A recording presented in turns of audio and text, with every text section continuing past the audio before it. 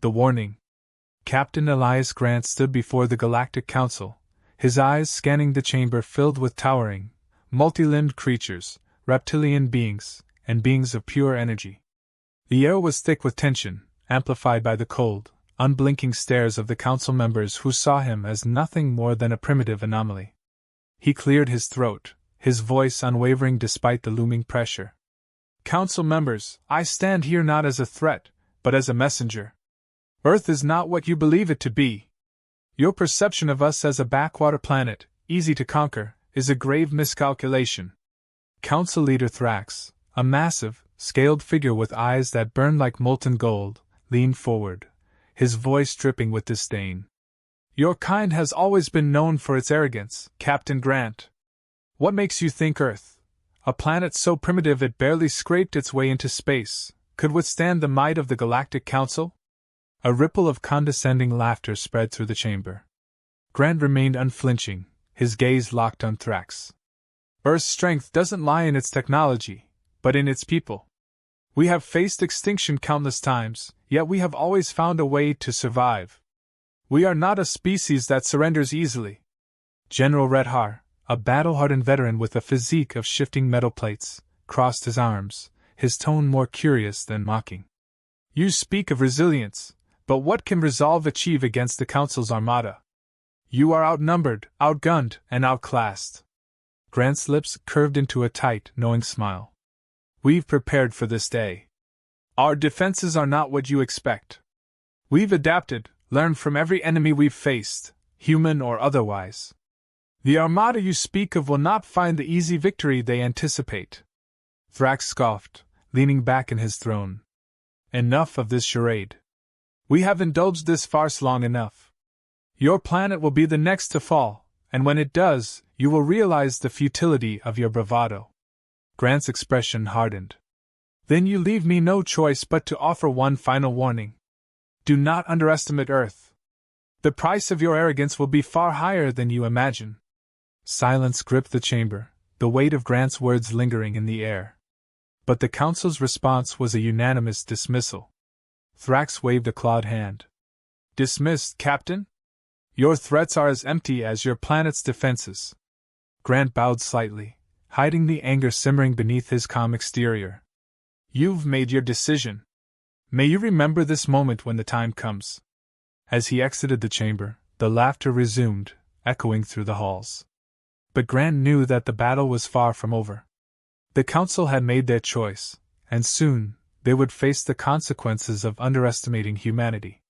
His hand tightened around the communication device in his pocket as he sent a single, silent signal back to Earth. Prepare for impact. Outside the chamber, the vastness of space stretched endlessly before him. In its cold embrace, Captain Grant found solace, knowing that Earth's defenses were already in motion. The invaders would come, but they would not leave unscathed. The game was about to begin, and humanity held cards the Council didn't even know existed. The tension rose like a tide, inevitable and unstoppable. Soon, the galaxy would witness what Earth was truly capable of. The vastness of space was eerily silent as the Galactic Council's fleet emerged from hyperspace, the dark void briefly illuminated by the flashes of their arrival. Commander Xerix, standing on the bridge of the flagship Vigilance, gazed at the blue-green orb ahead, Earth.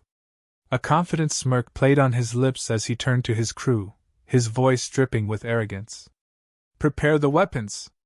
This primitive world won't even know what hit them. The crew responded with brisk efficiency, their movements precise and mechanical. They had done this countless times before, subjugating worlds that dared to defy the Council's will. Earth, they believed, would be no different. Commander, one of the officers called out, his tone tinged with confusion. Our sensors are picking up unusual readings from the planet's surface. It's like nothing we've encountered before. Xerix waved dismissively. Ignore it. This is just another backwater planet with delusions of grandeur. Focus on the target. We will crush their defenses and be back in time for the Council's next session. But as the fleet began its descent toward Earth, the readings grew more erratic. The once clear signals were now jumbled, distorted by some unseen force.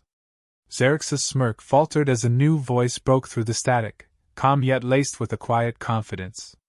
"Welcome to Earth." Captain Grant's voice echoed across the fleet's communication channels. "I warned you not to come." Before Xerxes could respond, the first electromagnetic pulse hit. The lights on the Vigilance flickered, and the hum of the ship's engines faltered. Alarms blared, and the crew scrambled to regain control. "What the hell was that?" Xerxes barked, his previous confidence now replaced with alarm. "An electromagnetic pulse, sir," the officer replied, his hands flying over the controls in a desperate attempt to stabilize the ship. "It's disabling our systems. We're losing power across the fleet." Xerxes' heart pounded in his chest as he watched the fleet's formation disintegrate. Ships spun out of control, colliding with each other in a chaotic dance of destruction. "Deploy the countermeasures," he ordered, but it was too late. The second wave of EMPs hit, and the Vigilance shuddered violently. Across the fleet, chaos reigned. Earth's defenses, long hidden and underestimated, sprang into action. Cloaked drones emerged from the planet's atmosphere, sleek and deadly, tearing through the alien ships with surgical precision. Their attacks were coordinated, relentless, and terrifyingly effective. Xerxes' mind raced, trying to make sense of the disaster unfolding before him. "How is this possible?" he muttered to himself, gripping the edge of his console as another explosion rocked the ship. On Earth's surface, Captain Grant watched the battle from a command center deep within the planet's crust. The holographic display showed the fleet's descent into chaos, the invaders utterly unprepared for the ferocity of Earth's response. His expression remained calm, but his eyes were steely, focused on the task at hand. "Target their command ships," Grant instructed his team. "We need to break their chain of command." The operators nodded, their hands moving swiftly over the controls. The drones adjusted their flight patterns, zeroing in on the larger ships, including the Vigilance. One by one, the command vessels were disabled, their engines sputtering as the drones tore through their hulls. Back on the Vigilance, Xerxes was a man on the brink of panic. His once formidable fleet was being decimated by a planet he had dismissed as insignificant. "Retreat!" he shouted, but the order came too late. The ship's systems were failing, and the escape routes were blocked by Earth's relentless defenses. "Commander, we're surrounded!" one of the officers cried out, his voice filled with fear.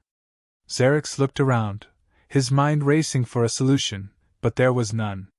They had walked into a trap, and there was no way out. Grant's voice crackled over the fleet's failing communication system once more. "This is your final warning. Leave now, and those who survive may live to tell the tale. Stay, and there will be no mercy." Xerxes' hands trembled as he realized the full extent of his failure. The pride he had felt at leading the Council's forces was now replaced by a cold, crushing fear. With no other options left, he gave the order to retreat, hoping to salvage what little remained of his fleet. The alien ships, or what was left of them, turned and fled, limping back into the depths of space. The drones pursued them for a while, ensuring they were well beyond Earth's orbit before returning to their hidden bases. Captain Grant watched the retreat with a grim satisfaction. The first wave had been repelled, but he knew this was only the beginning. The Council would not take this defeat lightly. They would return, and next time, they would be even more dangerous. As the command center buzzed with activity, preparing for the inevitable next phase of the conflict, Grant allowed himself a brief moment of reflection. They had won this battle, but the war was far from over. He turned to his second-in-command, his voice steady and resolved. "Prepare the next phase. They'll be back, and we need to be ready." "Yes, sir," came the response, and with that, the preparations began. Earth had shown its teeth, but the real fight was yet to come. Outside, the planet continued to spin serenely in the void, unaware of the storm that was gathering in the cold reaches of space. But this time, humanity was ready. The tension in the air was palpable, a harbinger of the battles yet to come. The Council had underestimated Earth once, but they would not make the same mistake again. And neither would Captain Grant. The Galactic Council's response was swift and unyielding. In the darkened expanse of space, a massive armada assembled, bristling with weapons and reinforced by the most advanced technology the universe had to offer. At the center of it all was Supreme Admiral Kaeldar, a seasoned veteran whose tactical genius was matched only by his ruthlessness. Unlike Xerix, Kaeldar harbored no delusions about Earth. He knew this was not just another primitive world. It was a threat that needed to be eliminated, utterly and without mercy. Standing on the bridge of the Invictus, the flagship of the Council's fleet, Kaeldar surveyed his forces with cold calculation. Hundreds of warships, bristling with the latest in plasma weaponry, antimatter cannons, and a myriad of other destructive technologies, filled the viewports. This time, there would be no retreat. Earth would fall. "Admiral," an officer reported, "all ships are in position and ready for your command." Kaeldar nodded, his expression devoid of emotion. "Commence the attack. I want full-spectrum bombardment. Target their defense grids, communications, power stations, everything. Leave nothing standing." As the command was relayed, the fleet erupted in a synchronized storm of firepower. Beams of supercharged energy sliced through the void, converging on Earth's atmosphere with pinpoint precision. Kaeldar's eyes narrowed as he watched the planet, expecting to see its defenses crumble under the sheer might of the assault. But Earth's defenses had evolved. From the surface, Captain Grant observed the incoming onslaught from the subterranean command center. The holographic displays lit up with countless red markers, each representing a hostile ship or weapon. Yet Grant's face remained calm, his hands clasped behind his back as he stood before the tactical display. "Deploy the grid," he ordered. A hum filled the air as Earth's hidden defense systems powered up. Orbiting satellites, disguised as harmless space debris, suddenly sprang to life, forming a protective lattice around the planet. This grid, a marvel of human ingenuity, absorbed the incoming energy, redirecting it harmlessly into space. The ground beneath Grant's feet trembled as the grid powered up, its immense energy pulsing through the command center. "Admiral, the first wave has been neutralized," a lieutenant reported, disbelief coloring his voice. Kaeldar's eyes narrowed. "Impossible. Increase the bombardment. Overwhelm them." The Council's fleet redoubled its efforts, the barrage intensifying as wave after wave of destructive energy rained down on the grid. But Earth's defenses held firm, the grid absorbing the attacks with remarkable efficiency. The planet remained unscathed. "Sir, our sensors are detecting fluctuations in the enemy fleet's energy signatures," another officer reported. "It's as if they're overloading." A ghost of a smile tugged at Grant's lips. "Activate the disruptors." Across the planet's surface, hidden emplacements opened, revealing devices that hummed with a menacing energy. These disruptors, the product of Earth's secret research into gravitational anomalies, emitted powerful pulses that rippled through space, targeting the Council's ships. As the pulses hit, the ships shuddered violently, their systems faltering under the unexpected assault. On the Invictus, alarms blared as the ship's systems struggled to compensate. "We're experiencing massive system failures," an officer shouted over the chaos. "Our weapons are offline, shields are fluctuating." Kaeldar slammed a fist onto the console, his calm facade cracking. "Redirect power to the engines. Pull back and regroup." But even as he issued the order, he knew it was too late. The disruptors tore through the fleet, disabling ships and causing catastrophic malfunctions. Explosions rippled through the armada as power cores went critical, and vessels that had once been symbols of the Council's might were reduced to debris. The Council's most formidable fleet was being decimated, not by an overwhelming force, but by the precise and calculated tactics of Earth's defenders. Grant watched the destruction unfold, his expression grim. "Target their command ship," he said quietly. The drones, which had been lying in wait, now descended upon the Invictus. With terrifying speed and coordination, they swarmed the flagship, their weapons focused on its most vulnerable points. The ship's shields flickered and failed under the concentrated assault, and within moments, the mighty Invictus was crippled, its hull breached in multiple places. Kaeldar stared at the tactical display, his mind racing. His fleet was in ruins, his command ship on the brink of destruction, and Earth remained defiant. For the first time in his long career, the Supreme Admiral of the Galactic Council felt the cold sting of defeat. "Admiral," his second-in-command spoke, his voice shaking. We have to surrender." Kael'dar's jaw tightened, his pride warring with the harsh reality before him. "Open a channel to the humans," he ordered, his voice low and strained. Grant's image appeared on the view screen, his expression unreadable. "This is Captain Grant of Earth Defense. You have one chance to surrender. Stand down, and you may leave with your lives." Kael'dar's fists clenched, but he knew he had no other choice. "We surrender," he forced out, the words tasting like ash. The communication cut off, and Kaeldar slumped in his chair, the weight of his failure crashing down on him. He had underestimated Earth, just as Xerix had before him. Now, he would face the consequences. Back on Earth, Grant allowed himself a brief moment of satisfaction before turning to his team. "Prepare for recovery operations. And keep an eye on any stragglers. The Council might try something desperate." As his orders were carried out, Grant looked up at the holographic display, the shattered remnants of the Council's fleets slowly drifting away from Earth. The first part of their battle was over, but the war was far from won. The real question now was how the rest of the galaxy would respond to humanity's defiance. In the cold silence of space, the debris of the Council's fleet floated, a stark reminder of Earth's resolve. The Council had been warned, and they had paid the price. But Grant knew that this victory, while significant, was only the beginning. More challenges lay ahead, and the cost of their defiance had yet to be fully realized. The tension in the command center remained high, the anticipation of what was to come hanging heavy in the air. For now, Earth had stood its ground. But the future was uncertain, and the next move was anyone's guess. The Council's surrender sent shockwaves across the galaxy. News of Earth's unexpected victory spread like wildfire, shaking the foundations of interstellar politics and sowing fear among the Council's allies. The once dominant Galactic Council had been humbled, not by a coalition of powers, but by a single planet, a planet they had long dismissed as insignificant. On Earth, the mood was one of cautious triumph. Captain Grant, now hailed as a hero, was acutely aware that this victory was merely a reprieve.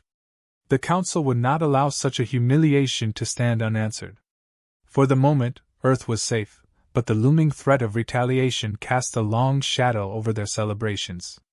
In the subterranean command center, Grant stood before a large display, studying the latest intelligence reports. The debris of the Council's fleet still drifted in orbit, a stark reminder of the battle they had fought. His mind was already focused on the next challenge, fortifying Earth's defenses and preparing for the inevitable. "Captain," a voice called, pulling Grant from his thoughts. He turned to see Commander Alvarez, his second-in-command, approaching. "We've received a transmission from the Council's central government. It's marked urgent." Grant's brow furrowed. "Patch it through." The main screen flickered to life, revealing the holographic image of Counselor Virilan, one of the highest-ranking officials in the Galactic Council. Her expression was stern, but there was a glint of respect in her eyes that hadn't been there before. "Captain Grant," Virilan began, her voice measured, "I speak on behalf of the Galactic Council. The events of the past few days have left us in disarray, and I will not pretend that we are not shaken by the outcome of this conflict. However, I must be clear, this is far from over." Grant's gaze remained steady, his expression unreadable. "We didn't expect it to be." Virilan paused, as if weighing her next words carefully. "The Council is divided on how to proceed. Some demand retaliation, a full-scale invasion to crush your world and reclaim our dominance. Others, however, see the wisdom in negotiating terms before this escalates further." Grant felt a flicker of hope but kept his voice neutral. "And which side do you represent, Counselor?" "I am a pragmatist, Captain. I understand that more bloodshed may lead to our mutual destruction. I propose we meet to discuss terms, an armistice, perhaps, that could benefit us both." Grant studied Virilan closely, searching for any signs of deceit. "If we agree to this meeting, What guarantees do we have that the Council won't use it as a ruse to launch another attack? Virilan's expression softened, though her resolve remained. You have my word as a counselor, and I assure you, Captain, that word still holds value in the galaxy. We are not so blinded by pride that we cannot recognize the need for diplomacy. There was a long pause as Grant considered the offer. He knew this decision could determine the fate of Earth and its people. I will relay your proposal to my superiors, he said finally. But know this, Counselor, if you betray us, if this is some ploy to gain the upper hand, we will respond with the full force of our defenses. We may be willing to talk, but we are not defenseless. Virilan nodded, seemingly satisfied. I wouldn't expect anything less. I will await your response. Counselor Virilan out. The transmission ended, and the room fell into a heavy silence. Grant turned to Alvarez, who looked equally conflicted. What do you think? Alvarez took a deep breath. It could be a trap. But if it's not, and we refuse, we might be throwing away our best chance at peace. Grant nodded. Agreed. We'll need to prepare for both outcomes. Assemble the Defense Council and alert the President. We need to decide our next move quickly. Alvarez saluted and left to carry out the orders, leaving Grant alone with his thoughts. The victory they had achieved was monumental, but the weight of what came next was crushing. If they agreed to negotiations, they could be walking into a trap. But if they didn't, Earth might face a war that could devastate the planet. As the Defense Council gathered, Grant felt the tension in the air. The room was filled with the most brilliant minds Earth had to offer, strategists, scientists, diplomats, all assembled to decide the fate of their world. They debated fiercely, weighing the risks and rewards, analyzing every possible outcome. Hours passed, and finally, a consensus was reached. The decision was not an easy one, but it was necessary. Earth would accept the Councilor's proposal for a meeting, but with strict conditions. The location would be a neutral territory, heavily monitored by both sides, and Earth's defenses would remain on high alert. Grant transmitted the decision to the Council, the message concise and to the point. Now, all they could do was wait. The response came sooner than expected. The Council agreed to the terms. The meeting was set for 3 days' time on a remote moon, far from any prying eyes or potential threats. As preparations began, Grant couldn't shake the feeling that they were walking a razor's edge. The fate of humanity hung in the balance, and any misstep could lead to catastrophic consequences. But this was the path they had chosen, a path that required both courage and caution. The days leading up to the meeting were filled with tension and unease. The people of Earth braced themselves, knowing that the outcome of this negotiation could either bring peace or plunge them into a war they might not survive. When the day finally arrived, Grant stood on the bridge of the command ship, watching as the neutral moon came into view. His team was ready, every contingency planned for, but the uncertainty gnawed at him. This was more than just a diplomatic meeting. It was a test of humanity's resolve, a challenge to prove they could stand among the stars as equals. As the shuttle prepared to descend, Grant took a deep breath, steeling himself for what was to come. He knew that whatever happened next, Earth's place in the galaxy would be forever changed. The Council had been warned, but now, it was time to see if they would listen. The shuttle's engines roared to life, and with one last look at the stars, Grant descended toward the unknown, ready to face whatever awaited him.